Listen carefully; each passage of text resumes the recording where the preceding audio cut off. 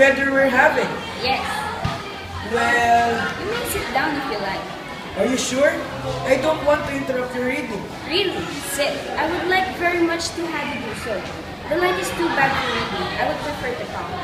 Well, if you insist, He slides hopefully into the seat next to her. you know, you've got to be the stunningest girl I've ever seen. Honest. I had my eye on you since yesterday. Yesterday?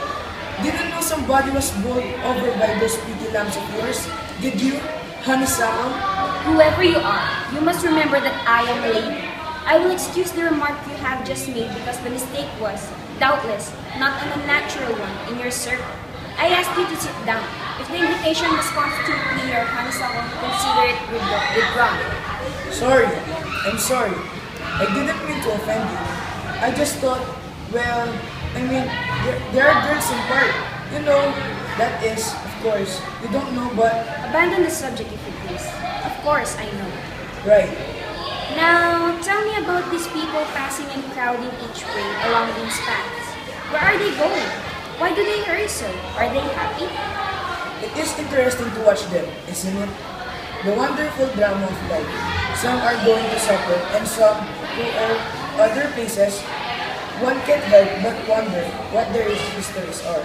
Yes, how fascinating they seem to me, rushing about with their petty little dreams and their common worries. I come here to sit because here, only can I be near the great, common, throbbing heart of humanity. My part in life is cast where its beating is never felt. Can you surmise why I spoke to you, Mr. Pardon, Statter. And your name? No, you would recognize it immediately. It is simply impossible to keep one's name out of the filters, or even one's portrait. This veil and this hat, my names, of course, are my only protection. They furnish me with an income. You should have seen the chauffeur staring when he thought I did not see. Candidly, there are 5 or 6 names that belong in the Holy of Holies, and mine, by the accident of birth, is one of them. I spoke to you, Mr. Statter. Pardon, Statter. Mr. Potter Statter.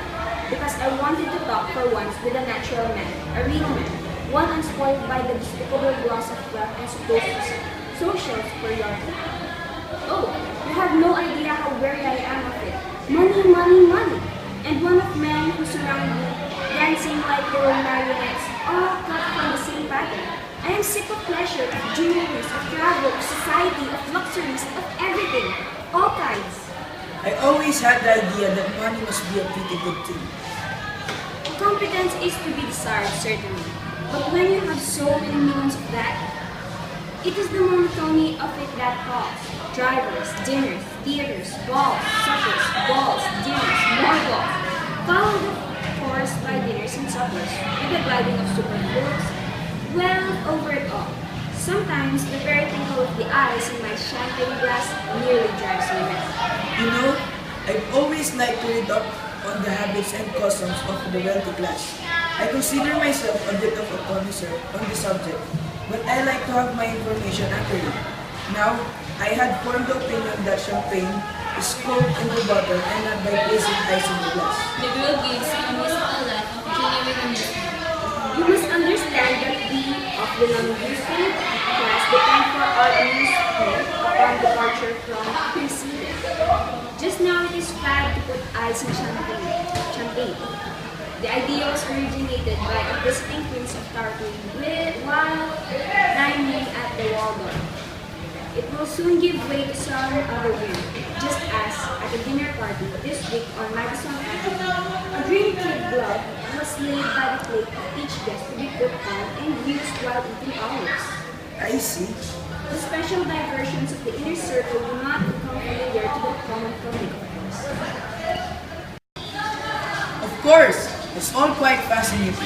I've always wanted to participate in, or at least witness firsthand, the rituals of the elite.